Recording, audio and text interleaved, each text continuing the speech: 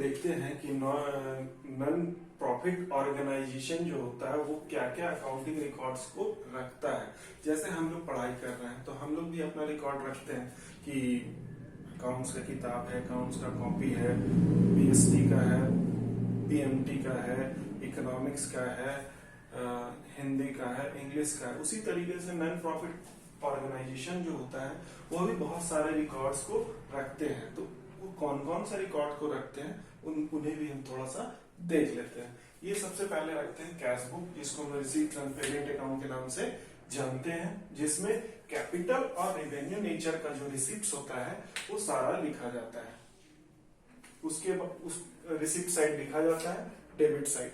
Debit side receipt लिख के उसके हेडिंग में कैपिटल रिसिप्ट और रेवेन्यू रिसिप्ट को लिखा जाता है।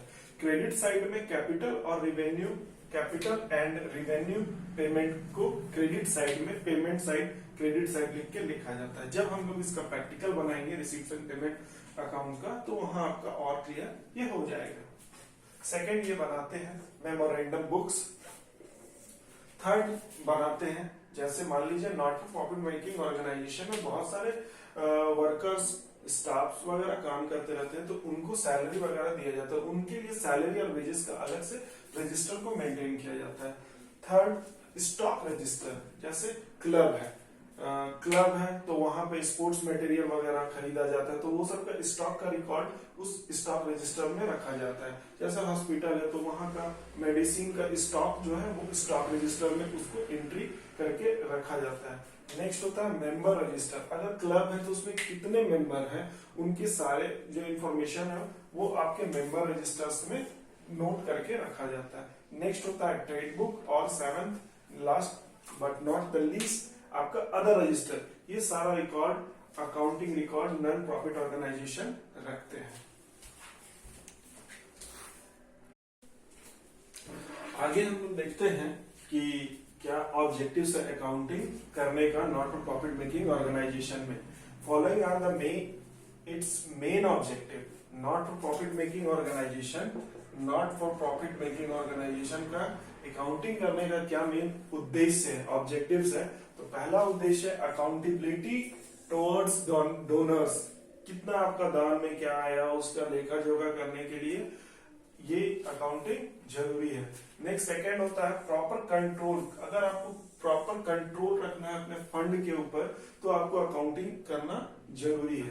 थर्ड है इवेल्युएशन ऑफ फिनेंशियल परफॉर्मेंस। आपका फिनेंशियल परफॉर्मेंस कैसा है आपका organization not for profit making organisation का, उसके लिए भी ये अकाउंटिंग करना आपको बेहद जरूरी होता है। नेक्स्ट फोर्थ होता है evaluation of suitability of expenses. कहाँ कितना एक्सपेंस करना है, कैसे उसको कंट्रोल करना है, उसके लिए उसका इवेल्युएशन करना जरूरी है, तो वो अकाउंटिंग से ही हो पाता है। Next fifth comparison of real financial result without standard budget. Real financial result का पता चल पाता है। नेक्स्ट है टू नो अबाउट सरप्लस और डेफिसिट। सरप्लस और deficit eight the end of financial year, ये अंत में ही पता चलेगा जब आप इनकम एंड एक्सपेंडिचर अकाउंट बनाएंगे, अकाउंटिंग करेंगे, तब आपको सरप्लस और डेफिसिट एंड में पता चलेगा कि आपके ऑर्गेनाइजेशन का क्या पैसा बचा है या क्या पैसा आपका लगा है, घटा है, कमी हुआ है। सरप्लस का मतलब अधिक और डेफिसिट का मतलब कमी।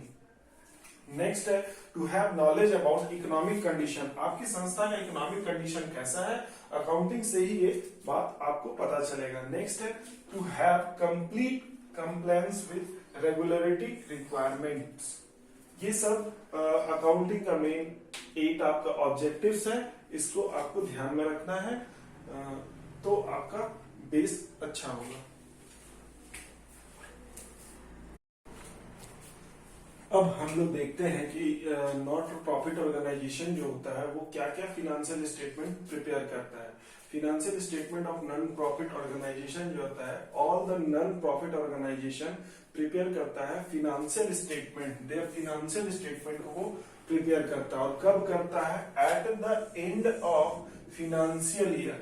Eight the end of financial year क्या क्या अकाउंट मेंटेन करता है। There are 3 important financial statement are prepared by non profit organization. कौन कौन सा अकाउंट है? पहला है आपका receipts and payment account. Receipts and payment account just like cash book की तरह ही बनता है। रिसीप्ट्स एंड पेमेंट अकाउंट जो है वो आपका रियल अकाउंट है। इसमें दो साइड होता है, एक डेबिट साइड और दूसरा क्रेडिट साइड। डेबिट साइड में आपका ऑल रिसीप्ट्स को लिखा जाता है डेबिट साइड में, और क्रेडिट साइड में ऑल पेमेंट को लिखा जाता है। और ये क्यों बनाया जाता है? ये बनाने का मेन मकसद होता है क्लोजिंग बैलेंस ऑफ कैश और बैंक को जानने के लिए रिसीप्ट्स एंड पेमेंट अकाउंट बनाया जाता है, जिसको हम लोग आगे के क्लासेस में देखेंगे। इसका प्रैक्टिकल प्रॉब्लम कैसे, पहले हम लोग अपना बेस इंस्टॉल कर ले रहे हैं, उसके बाद हम लोग इसका प्रैक्टिकल भी बनाएंगे। उसके बाद नॉन प्रॉफिट मेकिंग ऑर्गेनाइजेशन जो है वो इनकम एक्सपेंडिचर अकाउंट प्रिपेयर करता है। Income expenditure account is a nominal account. Income expenditure account nominal account है। जैसा कि हम लोग जानते हैं कि नॉमिनल अकाउंट का फॉर्मूला है debit all expenses and losses, credit all income and gain, जिसमें डेबिट साइड में आपका एक्सपेंडिचर को मेंशन लिखा जाता है। डेबिट में एक्सपेंडिचर लिख के सारा आपका रिवेन्यू एक्सपेंडिचर को लिखा जाता है, और क्रेडिट साइड में इनकम को लिखा जाता है और रिवेन्यू नेचर का, और रिवेन्यू नेचर का जो आपका इनकम होता है उसको लिखा जाता है, और सरप्लस या डेफिसिट को निकाला जाता है। अगर आपका क्रेडिट साइड कम आ रहा है तो हम लोग डेफिसिट लिख के उसको, डेफिसिट और सरप्लस लिख के उसको ये बैलेंस करते हैं। जब हम लोग इनकम एक्सपेंडिचर अकाउंट बनाएंगे तो उसको डीपली हम लोग देखेंगे। उसके बाद लास्ट हम लोग का बनता है बैलेंस शीट। बैलेंस शीट क्या है? तो जस्ट लाइक स्टेटमेंट है, वो आपका ऑर्गेनाइजेशन के वित्तीय स्थिति को बताता है, ऑर्गेनाइजेशन के फाइनेंशियल पोजीशन को बताता है।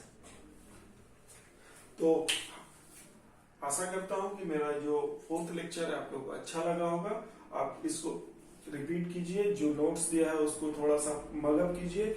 उससे क्या होगा, आपका आगे जो हम लोग नेक्स्ट क्लासेस में प्रैक्टिकल प्रॉब्लम स्टार्ट करेंगे वो आपको समझ में आएगा, और बारी बारी से ये तीनों अकाउंट हम लोग बनाना सीखेंगे।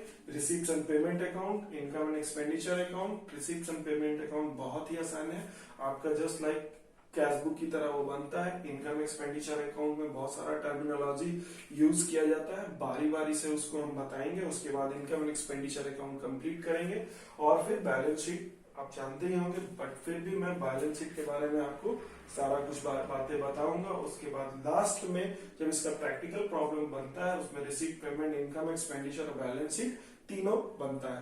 तो होप आपको वीडियो अच्छा लगा होगा।